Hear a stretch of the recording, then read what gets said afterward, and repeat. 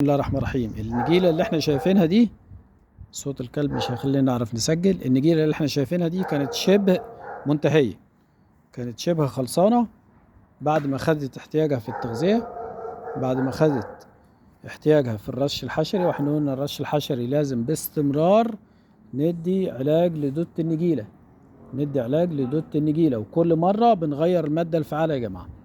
دودة النجيلة لازم اديها على الاقل 4 مبيدات جاهزيه، 4 مبيدات جاهزيه. وقلنا مبيد جاهزي يعني ينزل تحت، يمتص عن طريق النبات وينزل تحت يقتل الدوده. تحت الدوده بتاعت النجيله بتبقى تحت، خلاص بتبقى تحت البلاطه. ايه المبيد اللي ينزل لي عندي تحت ويخلص لي على دوده النجيله؟ هي المبيدات الجاهزيه. وكل رشه والاخرى بغير الماده الفعاله، وكل مبيد بنضيف عليه بعض المواد الخاصة بالانسلاخ اللي هي إما بتسرع من انسلاخ الحشرة فتخليها تبقى سريعة في التحور بتاعها، في النهاية الأثر الضار بتاعها بينتهي، أو إن هي بتبطأ من التحور بتاعها. دي نجيلة كانت من حوالي قد إيه كانت عبطاب دي معانا هنا؟ نعم. كانت من قد إيه ضايعة خالص يوم ما جينا؟ حوالي 6 شهور مثلا؟ حوالي 6 شهور أو من حوالي 6 شهور. خدت احتياجها في الازوت كويس، احتياجها في السوبر كويس، ويفضل سوبر فوسفات ثلاثي وليس احادي. خدت احتياجها في الرش الحشري للدوده، واحنا قلنا لازم باستمرار رش الدوده.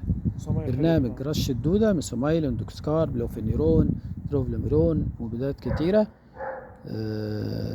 دلتا مسترين، في حاجات كتيره، الكلوروبيفوس يضاف عليه ماده اللوفينيرون، وهكذا. ده اساس يا اخوانا النجيله. عايز تبقى عندك نجيله حلوه يبقى لازم عنصر الازوت. وامتى بنضيف يوريا للنجيله؟ ده ليه ميعاد معين. امتى بنضيف نترات، امتى بنضيف سلفات. مش كل السنه بنضيف يوريا ولا كل السنه بنضيف نترات، لازم بنغير عنصر النيتروجين حسب ارتفاع درجه الحراره. الري، الميه للنجيله لازم تبقى بغزاره، ونتاكد في الري دي بصوره مستديمه. النبات كائن حي، حتى لو هو نجيله محتاج تغذيه، محتاج مكافحه عشان نعرف يبقى عندنا نجيله حلوه. كله بيشتكي من قصه النجيله. النجيله يا اخوانا ما هي الا ميه وتغذيه، نيتروجين، فوسفور ثلاثي، وبعض الاخوه لو يقدروا يصرفوا بيحطوا لها بوتاسيوم. البوتاسيوم بيعمل ايه؟ بيديها خضار غامق. خضار غامق. خلاص.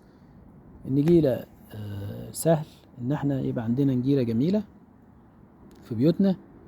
ميه، تأكد من الميه، رش الدودة باستمرار، وكل مرة بنغير المادة الفعالة. المبيدات الجاهزية لازم نستخدمها، ما نستخدمش ملامسة. وزي ما قلنا النيتروجين والسوبر فوسفات الثلاثي ده مهم جدا.